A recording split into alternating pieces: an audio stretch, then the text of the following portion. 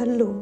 النهاردة هنعمل أكلة أقصد هدية بس فيها أكل كتير، بس أكيد مش زي كده ولا برضو زي كده. احنا هنعمل هدية بسيطة علشان نقضي صباحية لطيفة مع حبايبنا. أول حاجة هنحتاجها صينية خشب، قطعة كرتون أو فلين على شكل دايرة، بالونات. أنا هنا مستعملة الأحمر والأبيض الشفاف والفضي، خيط علشان أربطهم ببعض. عندي هنا لون أبيض أكليريك والبديل الدوكو الأبيض. الحقيقة إن الأكليريك هو البديل، بس أنا مش عندي الدوكو، عشان كده هبدله بالأكليريك الأبيض المتاح عندي. وده دوكو شفاف لامع عشان يدي لمعة في الآخر. نسيت أقول لكم إن أنا هرسم على الفلين كلمة love you بالماركر. أنا دورت على النت لغاية ما لقيت فونت عجبني وهرسمه على الفلين هنا. هنزل لكم الصورة على صفحتي على الفيسبوك. عاوزة اقول لكم اي صور وادوات بستخدمها هنا، والشكل النهائي كمان بنزله على صفحتي على الفيسبوك، فلو حابين تحتفظوا بالصور روحوا على الفيسبوك واعملوا فولو للصفحة. هي الخشب وهدهنها بالاكليريك الابيض من جوه ومن بره ومن كل الجوانب، بس عشان التغطية تبقى حلوة لازم هعمل طبقتين. معنى هدهن طبقة وهسيبها تنشف خالص وبعد كده هرجع ادهن طبقة تاني.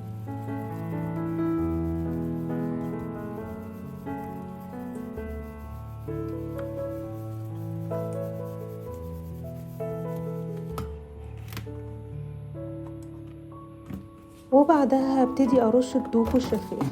احط الصينية في كرتونة وارش وهسيبها لحد ما تنشف.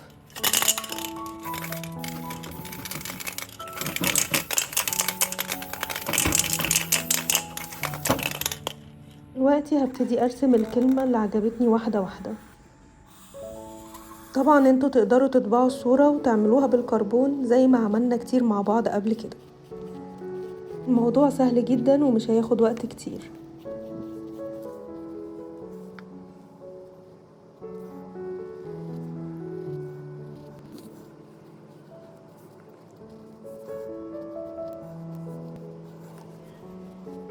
الهدايا اللي احنا بنعملها مع بعض اليومين دول، إن كانت بتاعة المرة اللي فاتت أو بتاعة المرة دي، ممكن تنفع لكذا مناسبة. ممكن تنفع لأعياد الميلاد أو لأعياد الجواز أو حتى لخروجة حلوة خارجينها مع بعض. مش لازم يكون في مناسبة عشان نعبر عن حبنا. صحيح تفاصيل ورغي كتير، بس صدقوني بتفرق كتير جدا.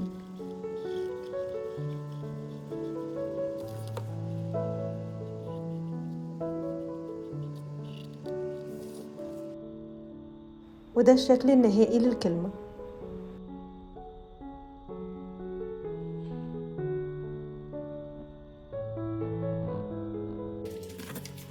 دلوقتي هلزق الدايرة الفلين على الصينية بالشكل ده.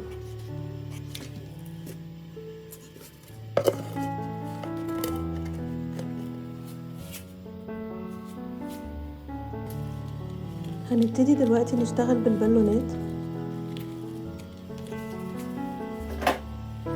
نتعلم مع بعض نعمل الثلاث بالونات دول من بالونة واحدة، علشان عاوزاهم يبقوا صغيرين جدا عشان نلفهم حوالين الدايرة الفلين. احنا هننفخ البالونة بس على صغير مش على كبير، واحنا بنربطها نخلي بالنا نخلي مساحة كبيرة موجودة. لازم نسيب الفرق ده عشان تدينا مساحة واحنا بنربطها. هنشوف ده دلوقتي. نبتدي ناخد جزء من الهواء ونلفه حوالين بعضه بالشكل ده. من الناحية التانية كمان هنعمل نفس الحاجة. وما تقلقوش لو الموضوع كان صعب في الأول شوية، هما 2 بالظبط وبعد كده الكل هيبقى تمام. في الآخر هتبقى عاملة شبه راس ميكي كده. نروح مجمعين الطرفين البعاد عن بعض ونلفهم حوالين بعض بالشكل ده. ده الشكل النهائي، ومش هنحتاج أكتر من 5-6 مجموعات من الشكل ده. يعني كل اللي هنحتاجه 5-6 بالونات بالكتير.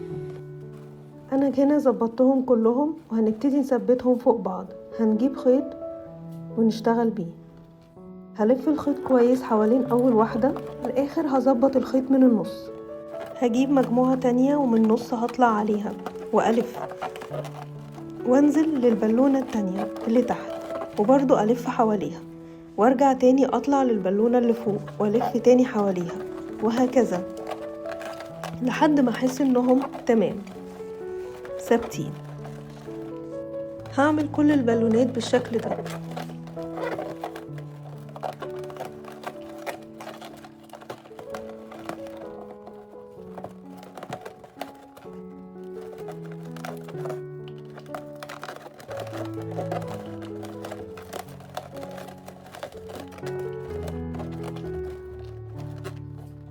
وهتبقى بالشكل ده في الاخر عشان ابتدي اثبتهم حوالين الدايرة الفلين.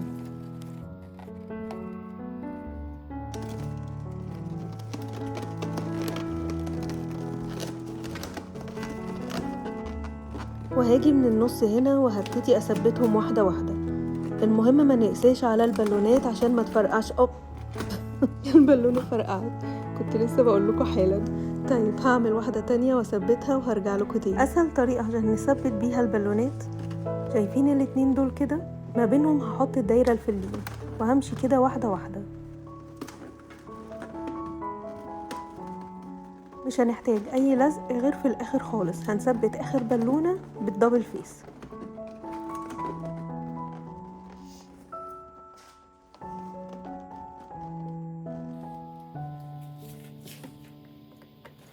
قطعة صغيرة وهثبتها فيها وبس كده، وهتبقى بالشكل ده. كمان حابة اثبت البالون دي من فوق، برضه هحط فيها دبل فيس وهثبتها.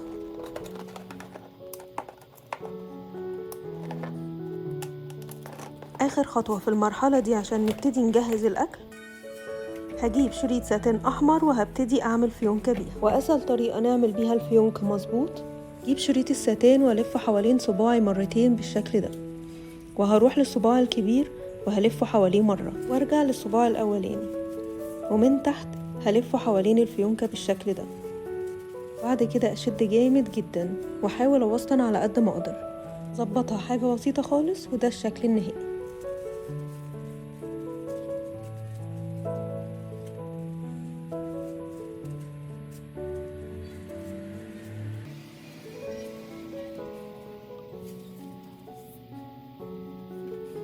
انا كنت هظبط طول الفيونكة، بس الحقيقة قلت اثبتها الاول وبعد كده اقصها على المقاس اللي انا محتاجاه. عاوزة افكركم لو لسه ما اشتركتوش في القناة وحابين تقضوا وقت اكتر معانا، يا ريت تشتركوا في القناة، واكيد هنتبسط كتير جدا بوجودكم معانا.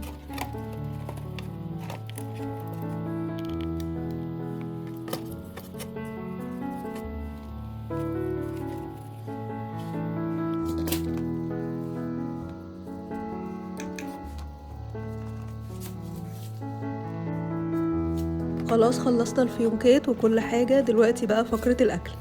جايبة هنا قطعة جاتو، دي علبة زي علبة السلطة أو التوابل، شفافة كده. وعندي المفارش الورق دي وشريط ساتان أحمر. أنا جايبة قطعة الجاتو على شكل دايرة أكنها يعني تورتة صغيرة.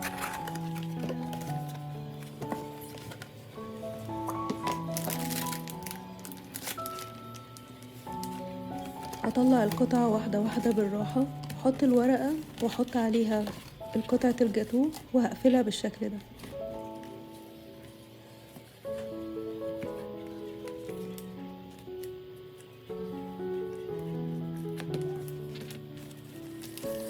بشريط الساتين هلفها حواليها، وممكن تكون اللفة دي صعبة شوية علشان الدايرة ما بتخليهاش ثابتة كويس، بس ممكن تخلوا أي حد في البيت يساعدكم فيها.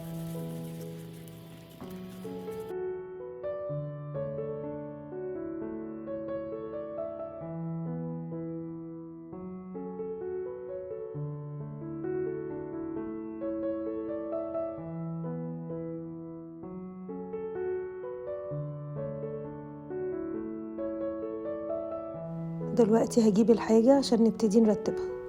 ده كرواسون أنا جايباه، حطيت فيه تركي وخس وجبنة شيدر ولفيته، وطبعا عشان الديكور حطيت القلب الأحمر ده. دي معلقة لفها بفيونكة حمرا،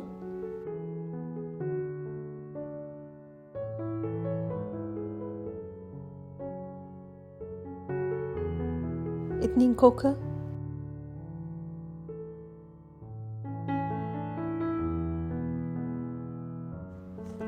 ودي كيكة برضو لقيتها في السوبر ماركت جاهزة كده على شكل قلب، حسيت انها مناسبة جدا.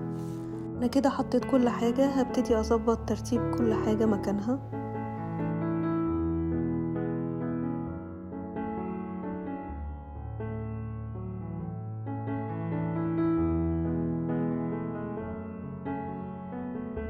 المعلقة دي محيراني جدا، مش عارفة ليه.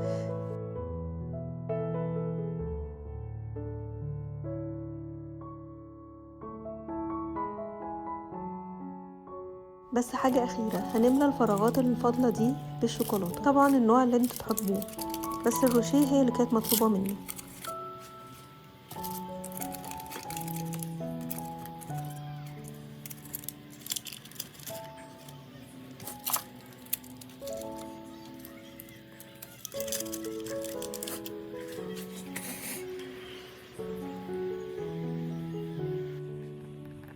الشكل النهائي.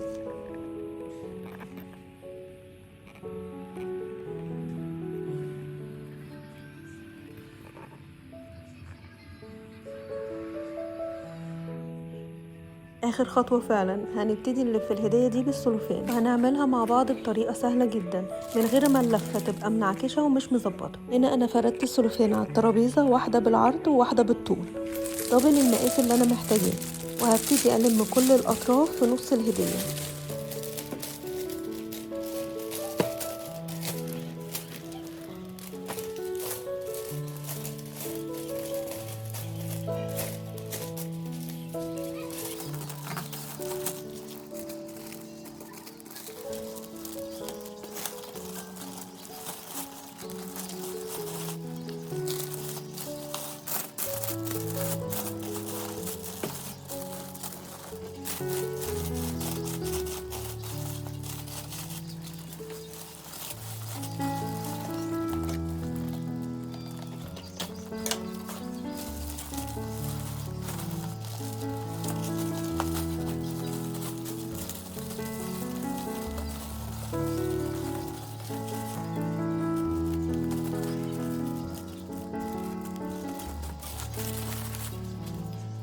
هنجيب سولوتيب او تيب، هنمسك جزء جزء وهندخله في بعضه على حسب اتجاه السلوفان بالشكل ده.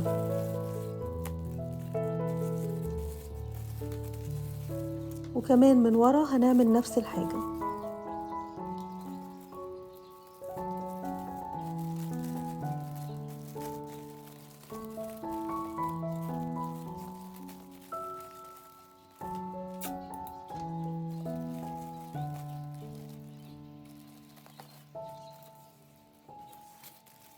وده الشكل النهائي. هزود بس في الاخر فيونكة.